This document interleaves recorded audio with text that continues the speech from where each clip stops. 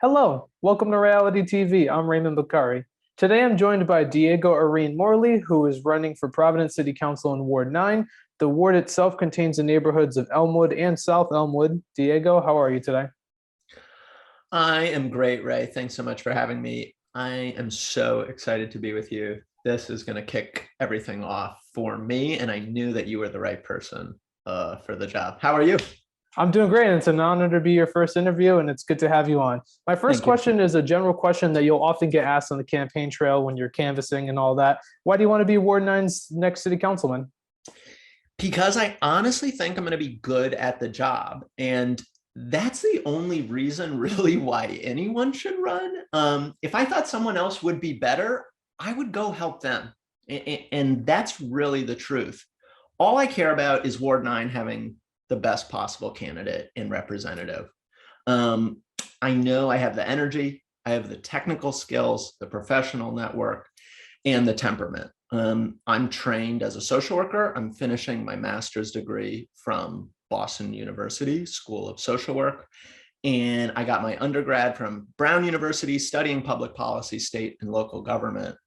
So I've always really liked this stuff. And let me just explain what a social worker does. A social worker is trained in public government services, but not just to learn about them in the abstract, but to actually make them work for people and connect people of any socioeconomic class, of any race, of any immigrant status, of any ability status to those government services, and hold the government accountable when those services are substandard.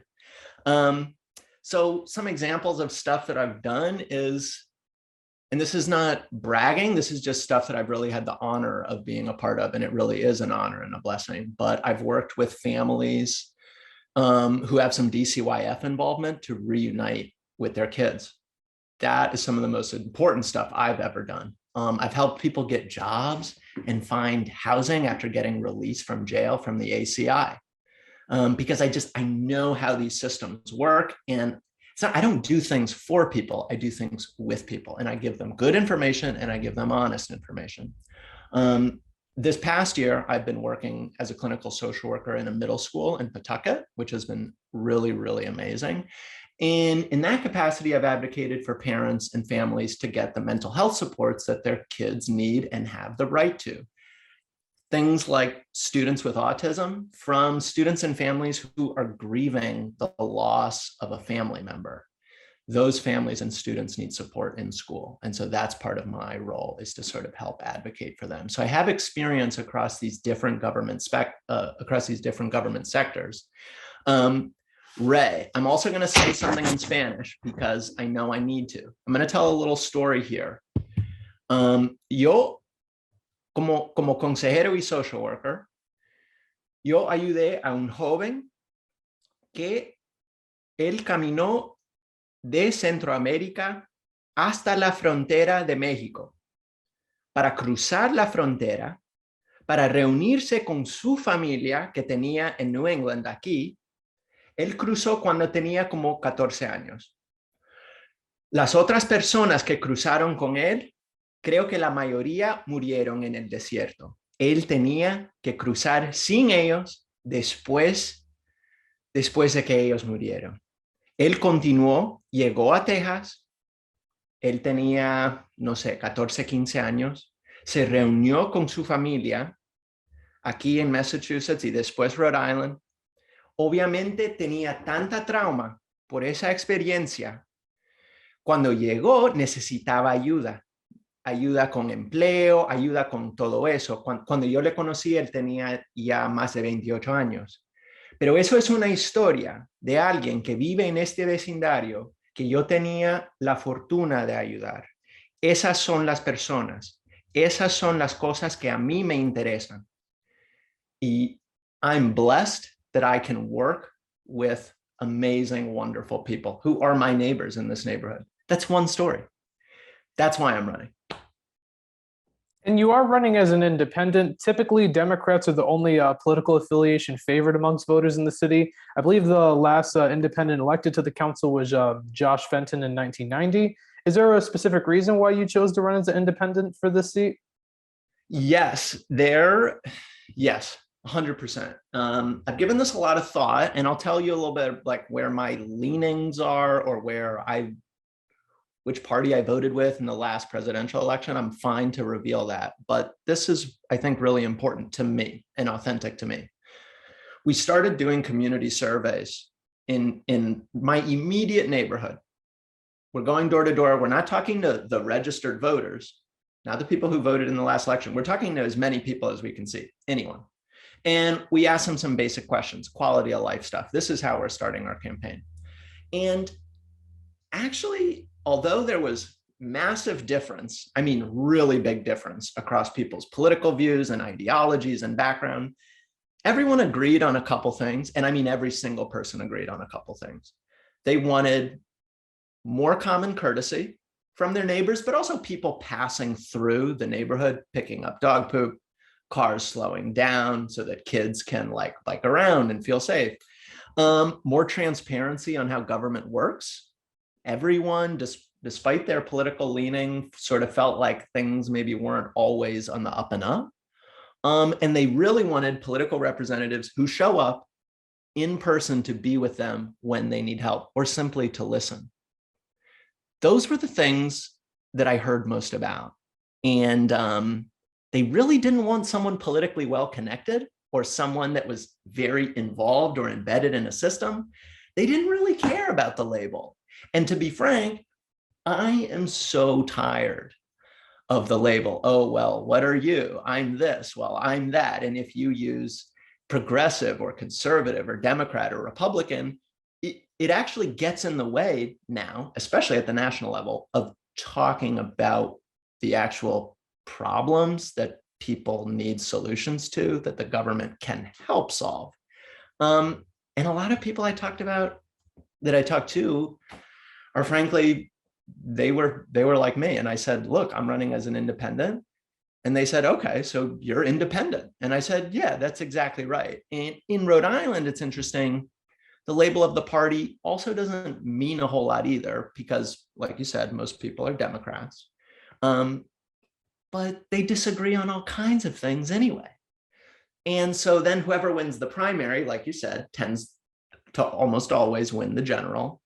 And so that means that certain elements or wings of the party dominate the conversation for the primary, and the general public misses out on like that important conversation. I mean, a third of Providence voters are independent, unaffiliated.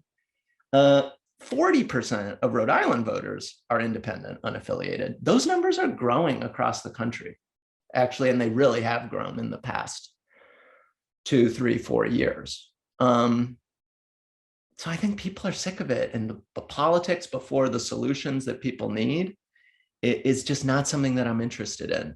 I think about it like this. This is what I tell people. I'm already a member of a political party, and the party is called Ward 9, and only Ward 9 residents can join, and any Ward 9 residents can join regardless of their politics, because that's actually what the job is going to be like. So that's how I think about it in my mind. I'm happy to discuss maybe where some of my leanings are on some things, but again, it depends on the issue. Different neighborhoods, different issues, different backgrounds. So to sort of put yourself on one side or another, and it seems like it compromises our ability to solve problems a little bit. And so I think there are probably wonderful members in both parties and wonderful independent unaffiliated people. It really doesn't matter for this kind of race. You touched upon it a little bit in that answer. Are you open to explaining for those watching where you sort of lean politically? I know you say you are an independent, but they're probably going to get asked is, where do you lean politically? I know you talked about saying you'd be open to saying who you voted for in the last election. Yeah, so I voted with the Democratic Party, and I voted in the Democratic primary in the presidential election. So, but again, it really depends on the candidate. And I think most people actually, and again, everyone is telling me, Diego, don't do this. Everyone gives me the most cynical advice. Diego, don't do this. Most people don't care. And I'm like, no, that's not what I'm hearing from people. That's actually really the opposite that I'm hearing from people. And so I'm willing to put that to the test. I think having an independent community campaign, which is what we're calling it, lets us do things that other people just haven't started to do that I'm excited about. So like all the donations that come in, we're going to take a portion of them. We have our basics to fund our basic campaign operation, email, some paperwork. But those campaign donations, we're then going to turn those around and package them into little community grants. I'm going to donate at least 50% of my salary that I get from the city, which is not that much, if not all of it, when I'm working full time as a clinician. And only Ward 9 members will be able to vote on how that money gets spent. And it will only go to projects in Ward 9 done by Ward 9 neighbors. So just getting outside of the box on what we can do, I think that is really what I'm most excited about. Ideas that are not particularly partisan or lean one way or the other, I would say. Like they're very common sense when it comes to things like mental health, drug policy, public safety. There's often kind of a radical common ground that I want to talk more about. And it's not radical in the sense that it's extreme. It's actually just really common sense stuff, but we're driven toward the extremes in the conversation. And so the extremes, that doesn't interest me so much. A lot of the ideas you'll be able to share with your constituents, you'll have more time to, since you are running as an independent, so you're not locked in to have to explain everything before the September primary. Looking Right. at some of those issues you'd be able to give your ideas on, one of the top ones is housing, without a doubt. This issue has multiple ways in which it can be approached. On this show, I've heard ideas like changing the zoning laws, building more housing, and utilizing unused federal programs. As a city councilor, which ideas would you support to help tackle the housing crisis? Yeah, and I'm glad you asked this one first.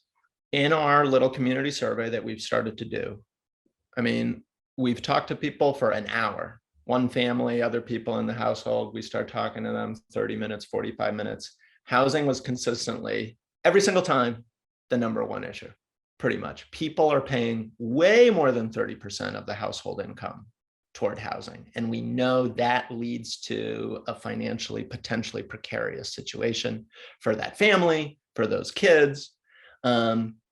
We just don't have enough housing supply in Providence. We have sort of a supply and demand problem.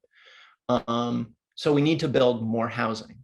The other thing I will say is that solutions to the housing crisis are a little different for renters than they are for property owners. I'll get into how we get people from renting into property ownership and how we continue to support the renters who may not be interested in buying yet or buying ever, but they still need to have predictable, affordable housing. So how do we do this? We need to build more housing. First step that I would do as city council member, we should let anyone live in accessory dwelling units. Right now, only the blood relatives of property owners are permitted to rent an ADU. I don't really understand why. I think I know where that came from. It's time to change that. We need to open up the market to put more units on the market that are available to more and more people. That's going to send a message to the market that prices are going to come down. So that's the first thing I would do. Second thing, I'm glad other people are talking about it, is upzoning the city as much as possible, not just randomly across the city, on those key transportation corridors, because that's how people are going to get to work, bike to work, take the bus from work, walk to work, all that good stuff. So especially along those corridors, that's where we need to have the upzoning to encourage new building across the city. Here's another idea that I wonder if you've heard from people. I think it would be interesting to eliminate overnight parking permits and allow street parking free of charge. Now, why? If we allow on-street parking to satisfy the current per dwelling unit parking requirement, then people have more room on their property to not just pave over and have a parking lot. We have so many lots in the city, and it's not like they're filled with cars. A lot of them are just sitting there. And it doesn't have to be that way. These are things that we can do without, without raising taxes on this or that. These are just structural changes to the market that we can make that I think will make everyone better off. Similarly, there's a current requirement for parking when you have new buildings. We should lower that because, again, more land, which is expensive in a small state, is getting used for parking instead of housing. So those are a couple things that I'm thinking about in the back of my head. Other kind of taxing options are very small tax on property owners that are using their space for Airbnb for things under 30 days. I mean, Newport has started to move in this type of direction. Newport, I think, banned the use of Airbnbs in certain zones, which is interesting. If we tax, we're increasing some revenue. A small tax, people are still going to pay to come to Providence on their Airbnb. Those people can afford it, but then the city is recouping some money that we can then invest back into our public housing and build more affordable units. The other thing, Ray, that's interesting is a lot that I've heard about is it's not just that housing is too expensive. It is. And the quality, it would be one thing if the quality was like booming, right? If the quality was awesome. Okay, well, I'm paying a lot, but everything is great and it's all new. But no, the quality isn't quite there yet. People need better access to inspections, especially for the safety of kids and their families. So here's an idea that I have. Every city councilor, when they're elected, is automatically a notary public. That's in the law. So they can notarize documents, right? So that's cool. The next level up from that, and I'm working on this, is I'm planning on becoming a justice of the peace. Justices of the peace are allowed to collect testimony, sworn testimony made outside of court. So we don't have enough city inspectors. Getting more city inspectors is something I would support, would probably take time. What is something I can do on day one? Well, I have strong relationships in the community. I have the Spanish speaking piece, which you need. You're going to need that to really connect with people, to be invited into their homes and build that trust. And then I can go in there and like fast track the process of getting real evidence to the city inspectors and saying, this is like really bad. I took a photo of this. This is all legit. These are certified. And something's got to happen because there is a 2-year-old living in that house and there's like lead everywhere. So those are the types of things that I'm thinking about what I can do without, I mean, there's some ordinance things, but then there's like, what can I literally do in this neighborhood to try to make stuff move along? If we improve quality, then that makes actually things more affordable in a way, because we might be paying more, but we're at least getting more. So we have to do both. We have to do both. And this is not Minneapolis since 2016. Minneapolis is the capital of Minnesota in the Midwest. They started doing a lot of these types of changes, parking, zoning, all this stuff. Their rent today, average rent in Minneapolis, and I urge people to go look this up, is lower in 2022 for 1 bedroom and 2 bedrooms than it was in 2018. I'm not making that up. That's just how it is. So the numbers are going to work out. And city council has the power to have a big effect on that, regardless of what the state invests in or not. That's why I'm really excited about this particular issue and city council. One topic one subtopic, I should say, while we're still talking about housing, I want to get your take on is one that I'm gonna assume every city council candidate is gonna want to at least talk about. The recent proposal, and that's the recent proposals regarding the Superman building in downtown Providence. The takes range from people finally being excited that something's going to happen, that something's finally going to happen to this building, and then you also hear the crowd of saying, is this housing going to really be affordable? What are your thoughts on the recent proposals for the Superman building? You know, I think it's a really cool building. The arts in Providence is one of our main draws. It's an economic driver. People come here for that kind of unique cultural experience. It's different from Boston here. It's different from New York here. Superman building is part of that. On the one hand, all that is good. We need more units in general to help bring costs down. So that part of it I think is good, and I was sort of generally supportive of. I forget how many units, 170 units. So that's great. The thing that bugged me was the amount of money that the city was loaning to the developer and where that money was coming from. So my understanding, based on just reading about it recently, was that $10 million from the Housing Trust Fund that passed in April 2021, $10 million is going to the developer as a loan. And that's almost half of that trust fund of 24 million.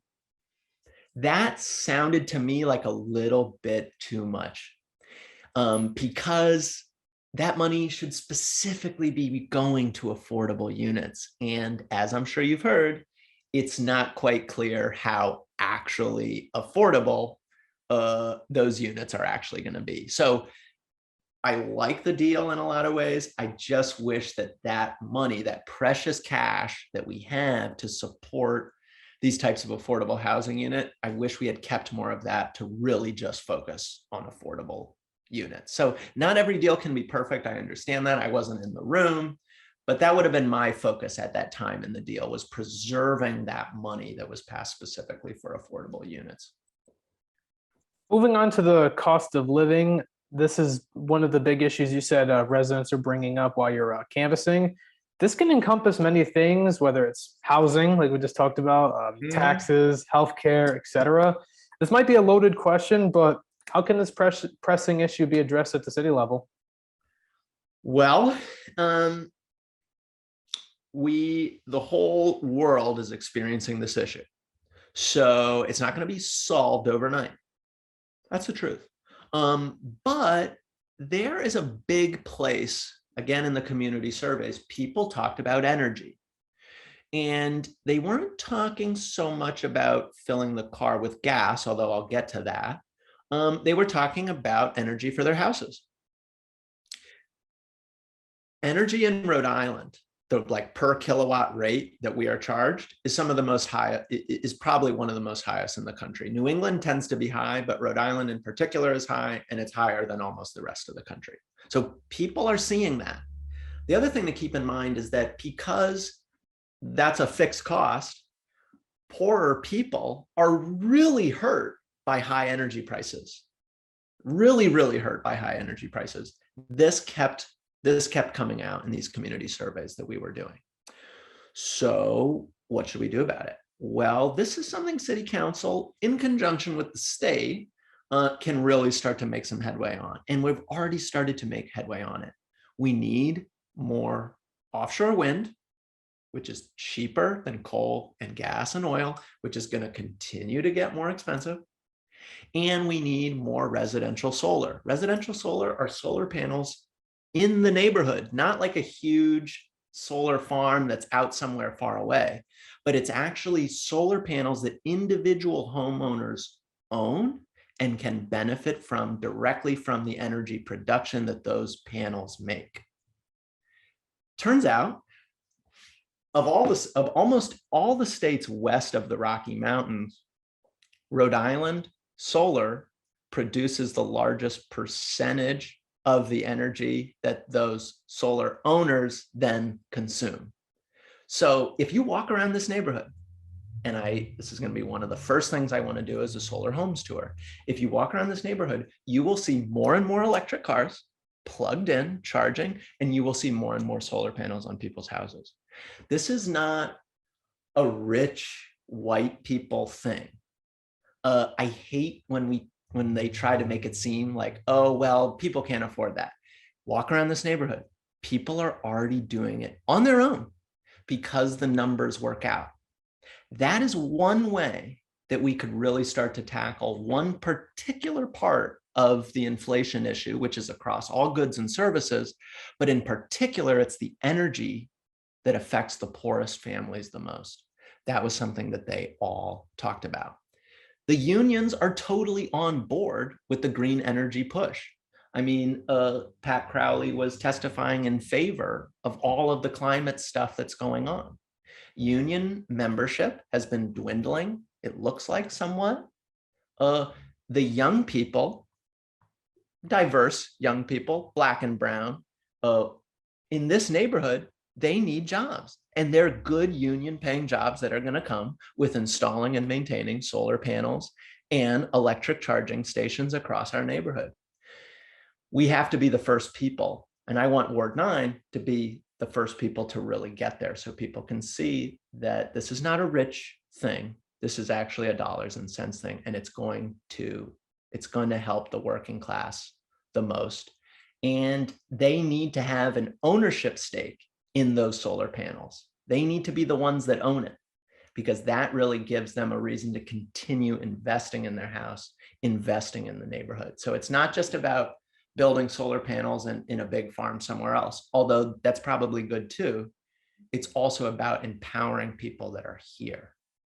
There are a bunch of very technical things about virtual net metering and other policies, a lot of which happen at the state level, but which city advocacy is going to be a big part of kind of making sure that we get that right. That would be my answer specifically on the cost of living. I'm very excited about the solar. People will start getting paid for the energy that they are producing, and other neighbors can buy energy from their neighbors. The other thing is that's the only way to prevent your power from going out as these hurricanes come more and more. Puerto Ricans understand this. Puerto Rico has already really started working on some of this solar stuff and microgrids, what they call it, battery storage technology. That's the future. Ward 9 can be a part of that. It's already happening. It's already happening. I'm on the board of an organization, Solar United Neighbors. This is what we do. And I want to make that happen here in New England, specifically starting in Ward 9. That issue alongside addressing energy inflation are two issues I know you're very passionate about addressing as a city councilor. And the issue of energy inflation doesn't get talked about as much, and piqued my interest when I first heard it as an issue that you're focusing on. I know you talked about it toward the beginning of that answer, but kind of like in a nutshell, can you explain like what's causing energy inflation? Well, great question. If I had the answer, I think there are a lot of different things. We know that worldwide oil prices are going up, and the same has been true of natural gas. This is really worldwide, the same in Europe. The conflict in Russia and Ukraine seems like the economists say is a part of this inflation. I think the reasons are probably very complex. The pandemic, supply chains, China. The economists tell us a lot of different important stories. But we don't have to rely on natural gas coming from, or we don't have to rely on coal coming from a different state. We can start to do things ourselves here. It's going to be cheaper, and it's going to create jobs for people here. This is why there is such a strong movement between the unions, between the climate activists. Rhode Island is going to be a leader in this. We already sort of are. You've talked to people. And so city council, I'm very excited for this next city council to really address this, because again, energy issues hit the poorest people the hardest because they have to pay no matter what. Energy should be about 10% of your income. Almost everyone I talked to, as soon as I said that, they just laughed. They were like, oh my gosh, our heating bills are insane. They're through the roof. So we're going to have to start electrifying the grid, using more heat pumps, moving away from natural gas. It's going to save us money. And then the power will stay on during some of these bigger storms. It's really going to be a win-win for everyone. The causes are very complicated. Recently in city politics, not only in Providence, but in Boston, there's a lot more embracing of passing like a city-wide Green New Deal. I know Boston passed one fairly recently. Would you favor a city-level Green New Deal in Providence? Yeah, I think so. I think we need to be very smart about how we spend money. I hope we can chat about the pension issue a little bit when it comes to borrowing and spending. But yeah, and my hope was that residential solar, not just building big solar fields and parking lots, although I love that idea because the parking lots are super hot and super empty and they're just sitting there. But having homeowners, working class people, having finance to invest in these solar systems that is going to save them money. And then in the middle of the day, when it's the hottest, that energy, they can sell it back to the grid and make money. The neighborhoods need to be the ones that own some of this infrastructure. So that would be the little spin that I would want to put on any kind of green spending that the city engages in. It has to make sense. It has to make sense in terms of the economics, and it will, and it will. A lot of these issues that we're talking about for those watching, a big thing to focus on too, aside from whenever I interview Providence candidates and elected officials, I also like to talk about city finances, and that's not an accident. The city's financial situation is rough, even with the ARPA money. The main reason is due to the pension system. It's in the hole, and there was even a vote today. We're filming currently on June 7th, around 6:35 p.m. at this moment. Residents are still voting on the $515 million pension obligation bond. To start off talking about the pension system, did you personally support or oppose the pension obligation bond, if you're comfortable sharing it? I am, and it's cool that we chose this day for this interview because I know a lot of people have been talking about this and thinking about it, and it is a big deal. I voted in favor of the bond with some very, very serious reservations. In my opinion, it's only a short-term solution. Providence will suffer if we cannot hire more teachers and social workers at our schools because we have to pay the retired ones off. Like, I get it. But if we hire more of these people, eventually these people are going to retire and we're going to be back in the same boat that we're in now. So I believe it's probably a necessary step, but it requires us to stop and go, wait a second, how did we get here? Did we meet our obligations, our prior legal obligations to put in the fund? Why were some of these things promised at the time when maybe we knew we couldn't even really follow up on them? Those are the really hard conversations that we can't skip over. We just can't. We have to be very, very honest about them, because if we kick the can down the road more, we're just doing the same thing that now is being done to us. But I think it's important to have a little different conversation. So basically, my understanding, the pension obligations, more and more costs are coming out, like 5% a year, but city revenues are increasing 1 or 2% a year. So there's just a problem. There's just a structural problem. Well, so that makes me think, how could the city increase revenue? We have to pay these things, right? So how we negotiate union stuff and those contracts, very, very important. And we have to study the history to figure out how we got here. But regardless of that, how do we increase city revenue? Well, let's think about something like marijuana, which was just legalized in Rhode Island. Colorado legalized marijuana in 2014, so like 9 years ago. Their revenue in that time, since 2014 to now, has been about $2 billion. Our pension obligation, around like $1.2 billion. So why weren't we the first state to do that? We're doing it anyway now, but we just missed the boat. And it's like, what's going to be the next thing that we don't want to miss out on? I have an answer for that. And it's something that I think we really need to start talking about. It's not a left or right issue, but the use of therapeutic psychedelic medications to treat post-traumatic stress disorder and substance use disorder is going to become a massive, massive industry. Brown Medical School already has a conference dedicated to it. Rhode Island could be the first place that allows research, right? That's going to bring funding and new capital into the state. The war on drugs has totally failed. I mean, look at where we are now. We've just legalized marijuana. So clearly we have to think about things differently. Can we also increase revenue at the same time in a safe way, improving public health and well-being, addressing some of the systematic racism that's come with the drug war? Yeah. So the pension, what we had to vote on today was important, but it's a small step of a bigger conversation around how we are going to make Rhode Island a dynamic economy, a place where people want to come to. It already has those elements are in place: the arts, the ocean, the academic institutions, the food. We have everything there. And so I'm starting to think about those other things, those long-term things, because we can't just get stuck in the short term. Oh, well, we did the bond, we're good.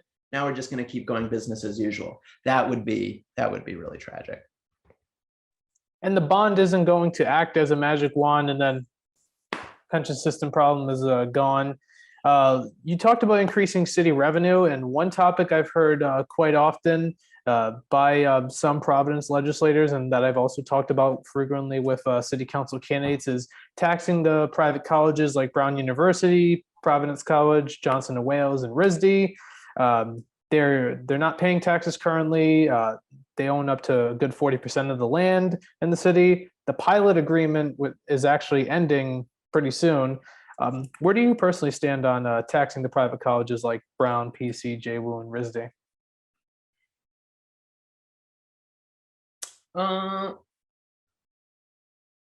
They own, like you said, the land, the ownership of the land is a big deal. I think those institutions are critical to Providence's long-term success. So we have to come to agreements with those places and actually work with them.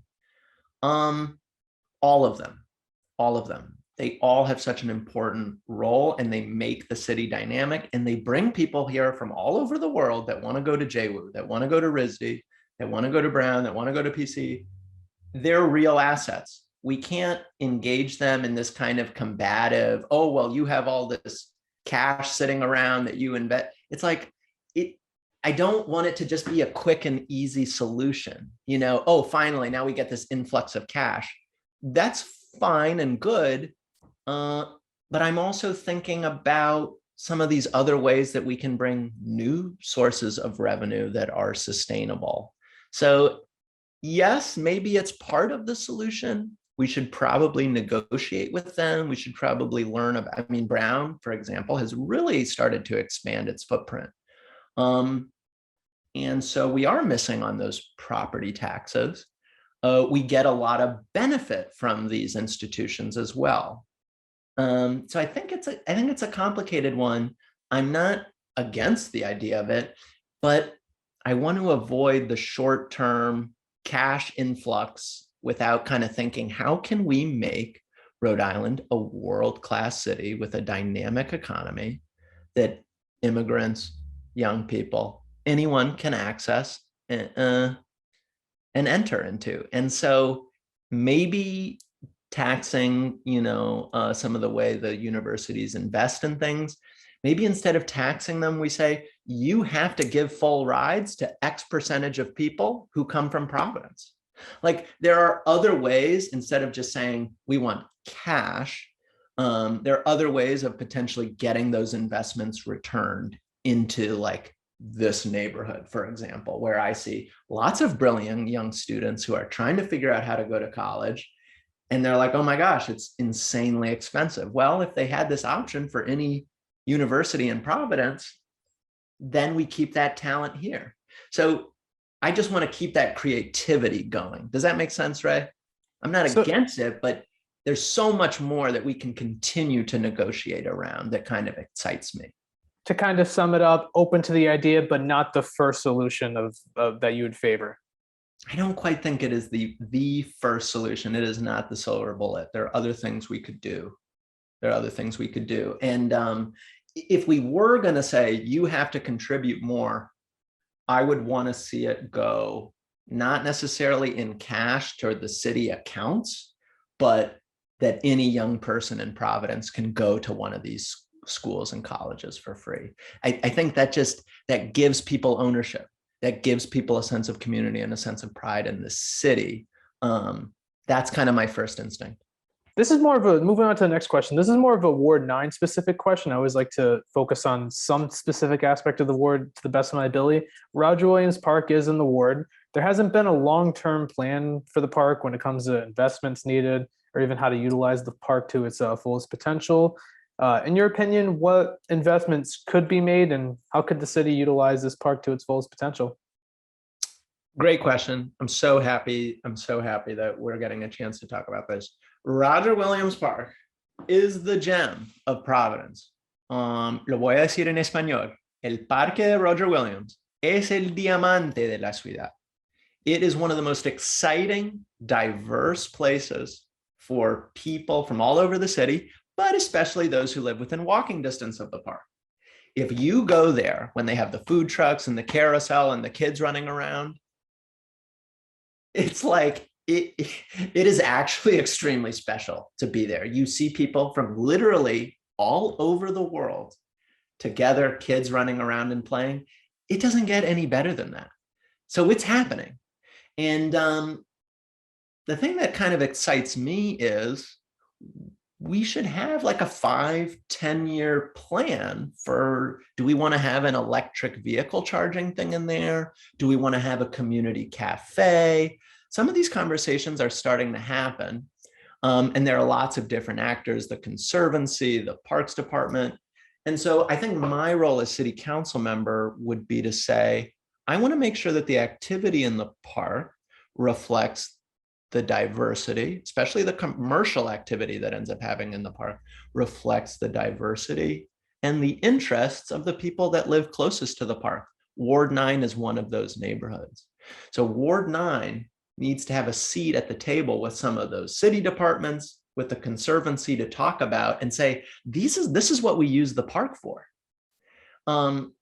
My sense is there needs to be more communication there. There's obviously a big language barrier, sort of a cultural barrier.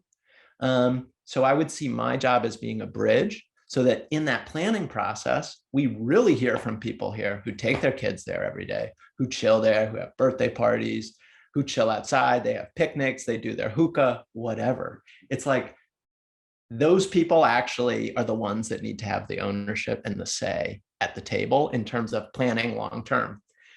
Because otherwise we'll just kind of make little fixes, little patches here and there. People will keep using it. It's going to be great. But we want people to feel really invested and have something they can look forward to 5 years down the line as their kids start to grow up. There's the new entrance that's going to the park on Broad Street. So this is the time to make that happen. I think this is the time to make that happen. Moving on to public safety and now looking at additional key issues that city council candidates are focusing on this year. We're approaching summer, which statistically sees spikes in crimes occur. This topic leads to multiple discussions, primarily about what direction the city should go in regards to public safety. I know you believe the ward is over-policed and causes a ripple effect of additional issues like unnecessary arrests and then a loss of trust in the police by residents. I know this is a loaded question. Which direction do you personally believe the city should go in when it comes to public safety? Cool. This is what I think interests me the most because I have worked in my role in the recovery, substance use, harm reduction, mental health world around how do we improve the systems that we have in place.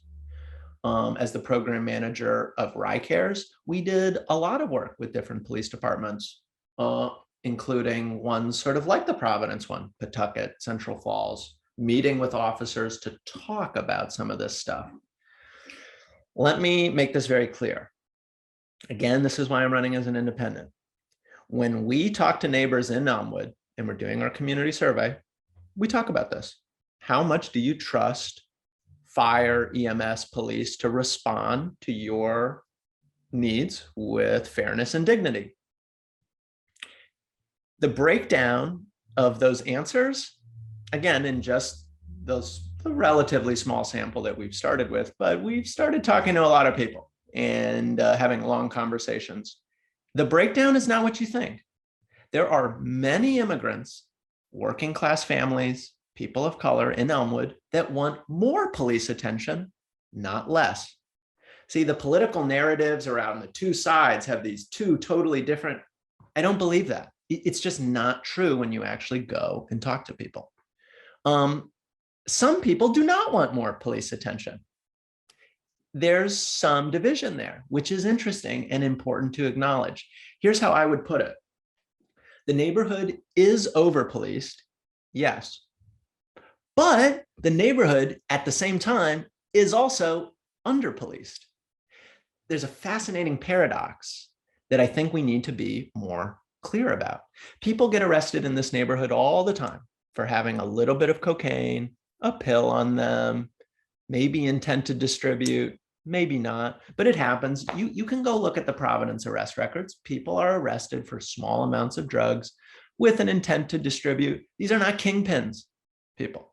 These are not kingpins. These are ordinary people, some of whom really have some severe substance use problems.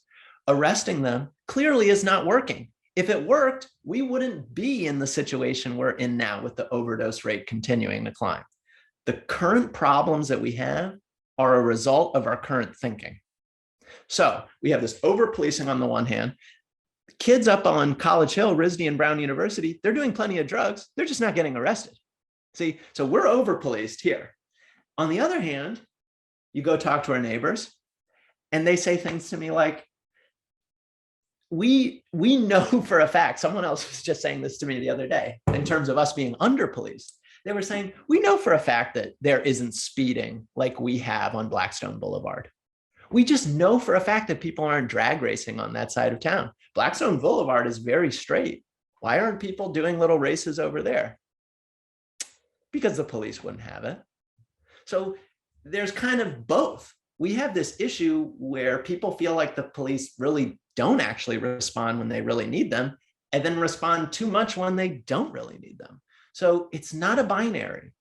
It's actually really not a binary. We should refocus police attention on the kind of quality of life issues that really matter to people in terms of public safety, solving major crimes, sexual assault, murder, violent, right? Those are the things that police should be spending their time on. When I talk to the police about this, the number one reason why they can't close cases and hold people accountable is because people in the community simply will not talk to them. Even though it may be the victims themselves, they will simply not talk to the police. Why is that? Because that person has probably had really negative interactions with the police before, mostly probably around something really dumb, like drug possession or a mental health episode that went wrong. Police don't have any business being involved in that. They really don't. I really value good police work. I mean, real police work, like investigating, talking to people, putting things together. Like, there's real police work, and there are real police that want to do real police work. Arresting a kid right here for something that he may or may not have in his pocket, not real police work. It's very easy, makes the stats look good, but it's not real police work. So big picture, that is to say, we have to have a reset. We have to have a reconciliation around this over-policing / under-policing problem. It's not one or the other. It's really not one or the other. We see that when there are economic downturns, crime increases.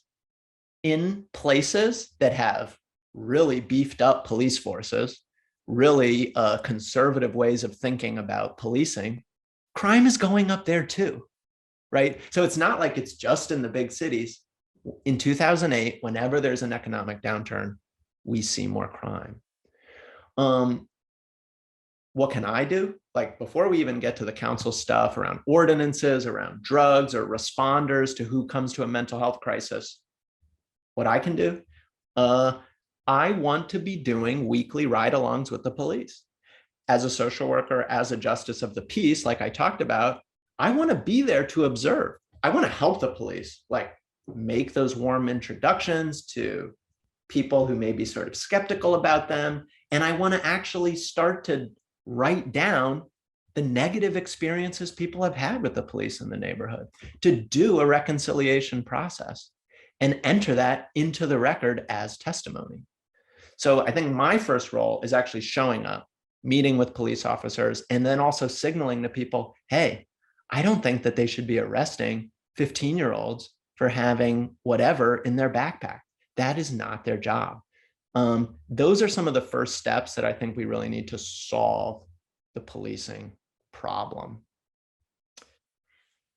It's a very, very tricky, deep issue. And the two sides of, so back the blue and defund the police, when you actually talk to people, very rarely are people on one of those two sides. Yeah, there are some on the extremes. Most people are somewhere in the middle, and they feel like they're torn. They're just torn. But for me, I got to be there. I got to be there to hold the police accountable, to do those ride-alongs. So those site visits, in terms of actually being out in the community, that's what I'm going to do on day one. Part of the answer sounded like you're in favor of the what we call reimagining public safety, where some crimes that a cop wouldn't necessarily be effective in, not crimes, I should say, reporting to a scene, like say, for example, a mental health crisis or an addiction crisis, instead of having a social worker respond to that. I just want to clarify, are you on board with an idea like that? Totally. The law shouldn't even say that having a little bit of a drug is illegal. Because that law is on the books, people do not trust calling the police, because maybe the house smells a little bit like weed and they don't really want to call, because the last time they called 5 years ago, they arrested someone even though they called for something else. We have to start recording those stories and being honest with ourselves about what happened. So that's the first step that I can do, regardless of what the rest of the city council does. That's what I can do in our neighborhood. But yes, exactly. We should take those laws off the books. We should decriminalize a bunch of things.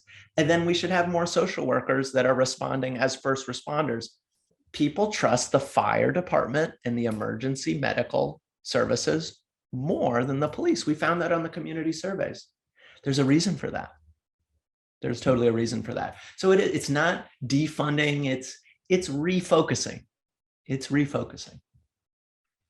When the topic of social workers responding to incidents that a cop might not be as effective in responding to, one situation that you've probably been asked this by someone while you're canvassing. I'm just curious to get your take on this. So what happens if, say, for example, someone's suffering a mental health crisis, they might be, suffering that episode. What happens if, like, say the social worker comes to respond to the scene and then the person pulls out a weapon on the social worker? Great question, Ray. That is a role where having a trained officer who can use as little force as needed to protect the person, both from themselves and to protect, the social worker in that case, strikes me as being reasonable and warranted. The least amount of force needed. Okay, so let's start with that. That's very, very important. The truth is, oh man, Ray. The truth is, social workers deal with this all the time without police there, right? We already know how to de-escalate situations. So yes, is there a hypothetical where something goes terribly wrong? Yeah, but 95% of the time, it's the reverse, where the police is there and then it gets violent and the social worker would have been the one to de-escalate the situation.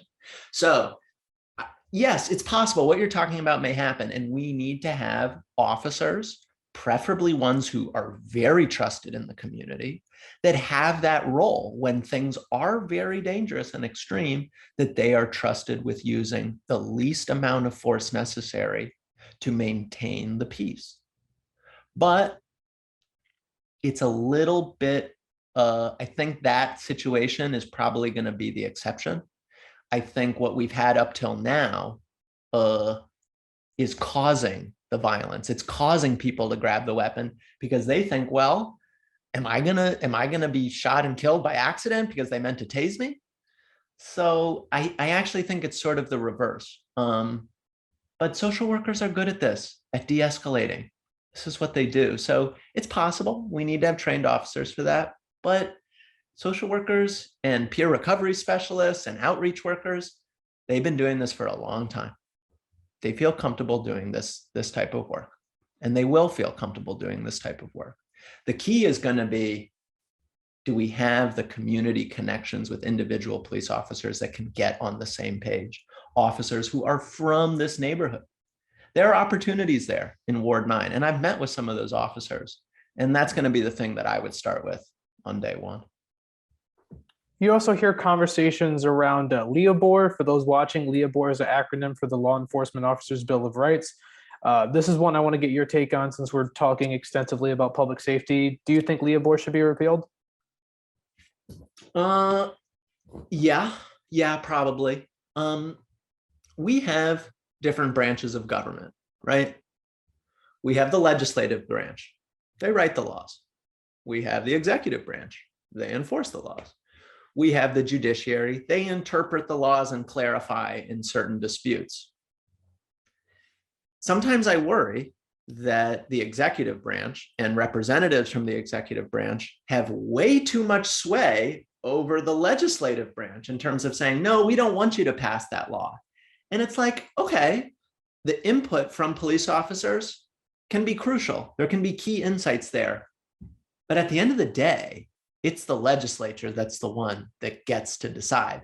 If there are police officers that want to run for city council because they feel like some of these ordinances or decriminalization of certain things that I'm proposing would be a bad idea, go for it. Let's have more people run for city council. But the union, which represents members of the executive, they have a role. They have to stay in their lane. And the legislature has a role, and they have to stay in their lane. I care a lot about those systems and about having healthy boundaries between each of these different branches of government. That's how the system is supposed to work. So that's probably where I land on LEOBOR and some of my reasoning for it. That being said, I have tremendous respect for the service that a lot of our police officers provide every day in our community. Some of them do great work. They've done great work for me in my personal life when I was a kid. I've met some really wonderful detectives. So it's just not black and white. It's just not black and white for me, but the legislature writes the laws and the ordinances. If individuals, in public safety backgrounds don't agree, run for office and let's have that debate there. But that's where the debate belongs. These next few are shorter form questions I've been asking to every single city council candidate so far in this, I guess, mini arc series on the show. Do you have a certain committee you would like to be on if elected? Probably public safety. Probably public safety. Yeah, that's the one that I feel I have the most experience in. It's the one that I feel like I can really start on day one. Just in my own capacity of showing up for people, of going to calls, of being a witness to what's going on and collecting testimony from the community about good things that are happening and bad things that are happening and all the stuff in between. Which of the mayoral candidates do you plan to support in the election for the September primary? I'm glad you asked. I am not going to endorse. And the truth is, I think we have a bunch of really qualified candidates who agree on way more things than they disagree on. And this is a good thing. The city clearly has so much human capital. So many talented people are working and living in this city. And it makes me very proud that our mayoral race has been competitive, that it's been very friendly. And I think that's something to be proud of. So after the election, it'll be time for coordination between those candidates because each of those candidates represent different important stakeholders. I would put it to you like this, Ray. I would probably support the person that comes out first and says, I will work in the administration of whoever wins, even if it's not me. That's the kind of person I am, is kind of a team first mentality. So if there was one candidate that came out and said that first, I would be like, yeah, I respect that and I appreciate that. The competition is good.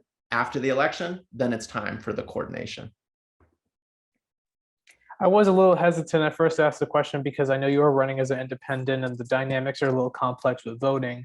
Just a quick follow-up on that, because I know in Rhode Island, when you're unaffiliated / independent, you could technically vote on the primary that day. You basically, technically, I don't know how this would interfere with anything with your campaign, but you would technically affiliate as a Democrat that day, cast your vote, and then like later that day, you can re-unaffiliate on the sos.ri.gov website. Yep. Do you plan to vote in the primary? Yeah, I'll probably vote in the primary. I will say, I think any of the candidates would be pretty good. And I have a lot, I know all of them a little bit. I have a lot of respect for them. And I think all of them would be receptive to some of the different kind of ideas I've laid out here. So yeah, I'll probably vote, but I'm also very confident that people will make the right decision. Just like in my race, I'm happy to serve. It's a blessing and an honor, and I've been blessed, and I feel like I owe to give back. But the people will make the right decision, and whoever the winner is, I will support them. Same in my race too. I'll work for them if they want my help in any way possible. That's kind of my attitude around it. One of the first votes you would be able to have as a council person is for the next city council president. The current council president, John Igliozzi of Ward 7, is term limited. Is there anybody in mind that you would vote for that leadership position? Yes, there is. I do want to say this is a really exciting time for city council. There's big turnover, like I don't know when the last time it's happened quite like this, probably never really, because now we have the term limits. It's a really exciting time. There are going to be lots of different interesting opinions and stakeholder opinions to balance, and finding the common ground that's going to make everyone better off, I think, is sort of that's my style. I would say that John Gonsalves would be the right person to be council president and weigh a lot of these complicated, different issues, different parties. I think he has the experience, but I also think he has the vision to kind of keep us moving forward in a way where some elements of the status quo will just simply have to change, and it'll be for the better of the city. It's going to bring in more revenue, it's going to create more jobs, and it's going to make people safer. So I would say John. My final question is a non-political topic, takes a step away from all the political issues. It's one I ask at the end of every episode to keep tradition on the show, and that is, in your opinion, what do you think Rhode Island is best known for? I alluded to it earlier. I think the food. First of all, Rhode Island is best known for all the things that are not political, right? The politics are just a means to an end of actually building community, so that when we go to sports games and we go to the park, people aren't there talking about, oh, what party are you in? They're just like chilling, like living their lives and becoming friends with people. That's what it's all about.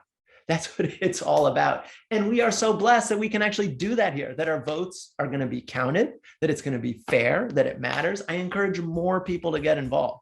That's where the magic is going to happen. It's not about who wins, it's about how we get there. So the food, oh man, the food is such a blessing. After the food, it's probably the water. The water, one of the most amazing things has been seeing, especially as the pandemic has sort of evolved, but seeing people go back out to fish again. People of every socioeconomic class, race, ethnic background, people love fishing. I love that. I would say the food, the water, and the last thing is the arts.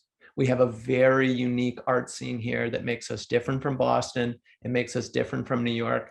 It's going to drive new employment opportunities here, new investment dollars here. Those three things together, we just can't go wrong. We can't go wrong.